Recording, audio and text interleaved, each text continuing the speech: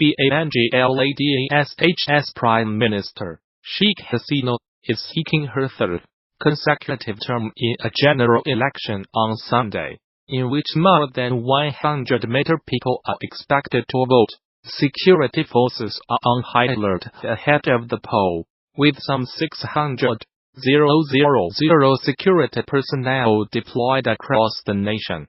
More than a dozen people have been killed in clashes between supporters of rival political parties. Ms. Hasina is expected to win, while her main rival is in jail for corruption. High-speed mobile internet has been ordered to be shut down until after the elections, a decision made to prevent rumors and propaganda from triggering unrest. An official said, Bangladesh is a Muslim-majority nation of more than 160 million people, and faces issues ranging from possibly devastating climate change to endemic poverty and corruption. Since an Islamic State-claimed attack on an upscale bakery in the capital Dhaka in July 2016, the government has responded with an iron fist to put down Islamist militancy. The country has recently been in the international spotlight, as hundreds of thousands of Rohingya Muslims have fled there from neighboring Myanmar. The government has been praised internationally for taking them in, but faces sharp criticism for its human rights. According to other areas, the polls also come months after tens of thousands of young people took to the streets in large numbers to protest about road deaths in a rare show of fury that the authorities and pro-government groups put down with force. All we want is corruption to be gone and driving licenses to stop being handed out like candy, one 17-year-old told the BBC in August. The lead-up to the election has been marked by violence and a crackdown on dissent by the government that critics say has only grown more authoritarian during its 10 years in power. Sheikh Hasina is head of the Awami League, which has run Bangladesh since 2009. She is seeking a third consecutive term. Her father, the nation's first president Sheikh Mujibur Rahman, is celebrated as the founding father of independent Bangladesh. He was assassinated in 1975.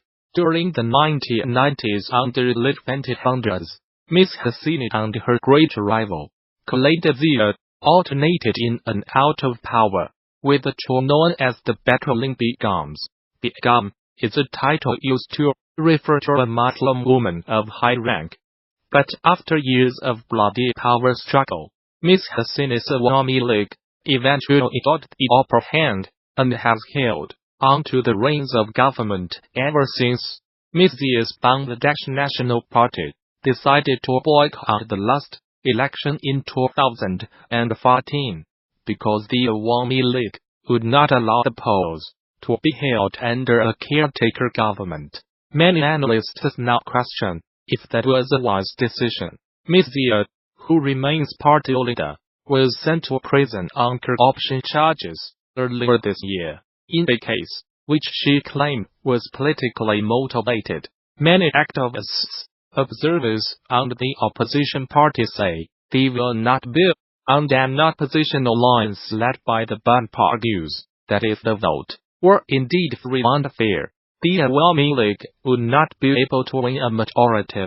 Human Rights Watch says that the government has embarked on a campaign of intimidation before the vote. Members and supporters of the main opposition parties have been arrested, killed, even disappeared, creating an atmosphere of fear and repression that is not consistent with credible elections. The group's Asian director Brett Adams said, "The BUN says that hundreds of thousands of cases have been filed by police against its members and activists in the last year.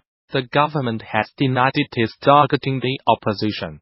Home Minister Asaduzzaman Khan told Reuters news agency, "All workers of BUN have been detained or arrested without an arrest warrant or specific charges. the question of killing or murder does not arise at all.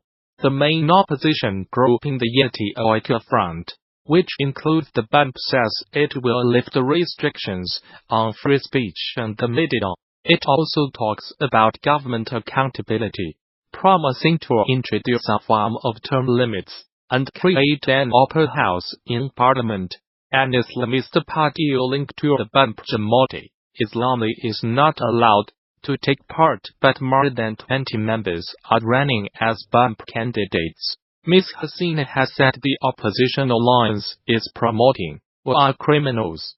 Her party is running on a platform of increasing the deadliest GDP growth rate to 10% and creating more than 15 million jobs in the next 5 years. The United States military says it has killed 62 fighters from the Islamist group al-Shabab in 6 airstrikes in Somalia.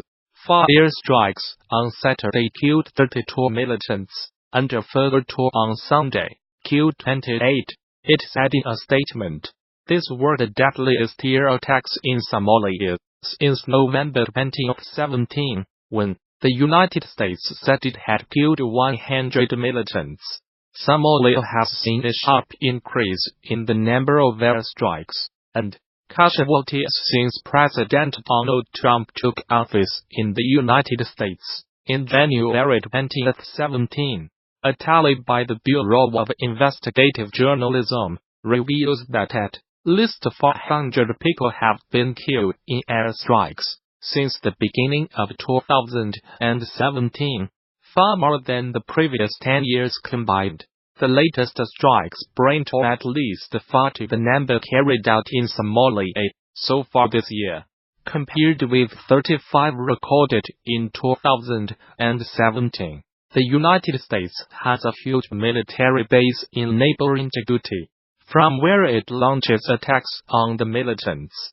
Mr. Trump gave the United States military greater authority in March 2017 to attack militants in Somalia. Traditionally, United States presidents have been wary of intervening in Somalia since 18 special forces soldiers died fighting militias in the capital Mogadishu in 1993, a battle dramatized in the film Black Hawk Down.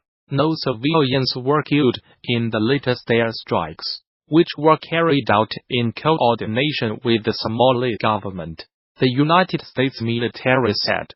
Alongside our Somali and international partners, we are committed to preventing al-Shabab from taking advantage of safe havens from which they can build capacity and attack the people of Somalia. The United States Africa Command said al-Shabab, which is linked to al-Qaeda, has not yet commented on the latest strikes.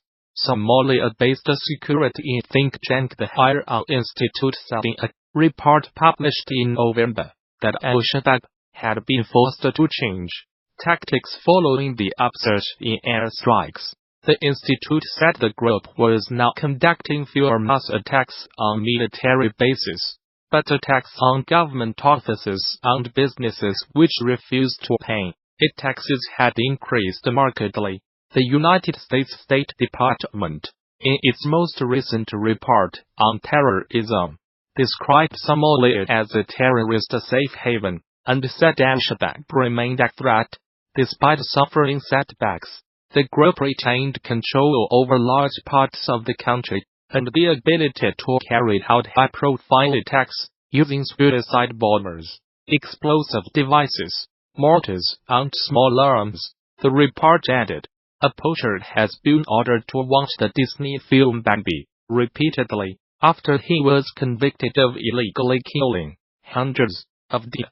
Missouri hunter David Barry, Jr., must view the film at least once a month during his year-long sentence. He was arrested in August along with 2 family members for killing the deer, taking their heads and leaving their bodies to rot. Prosecutors said it is reportedly one of the biggest poaching cases in Missouri history. On top of the jail sentence, of the illegal deer hunting. Judge Robert George ordered Barry Jima to view the Walt Disney movie Bambi, with the first viewing being on or before December 23, 2018. and at least one such viewing each month thereafter. During his spell in prison, the 1942 cartoon about woodland creatures shows a hunt to kill the mother of eponymous deer character Bambi. A months-long investigation, spanning several states, led to the arrest of Barry Jima, his father David Barry, Sr., and his brother Kyle Barry, according to a local newspaper, the Springfield News-Leader. While the total number of deer taken illegally is unknown, Lawrence County's conservation agent Tandy Barnes said it could be several hundred. Barry Jima received a year-long sentence in Lawrence County Prison after pleading guilty to illegally taking wildlife. He has also been sentenced to a 1-to-0-day term in Barton County Prison for a firearms prohibition violation, and both he and his father had their hunting privileges revoked for life by the Missouri Conservation Commission. A popular tourist attraction has become the latest Chinese company to show solidarity with Huawei's chief finance officer, Meng Wanzhou, who was arrested in Canada on 1 December.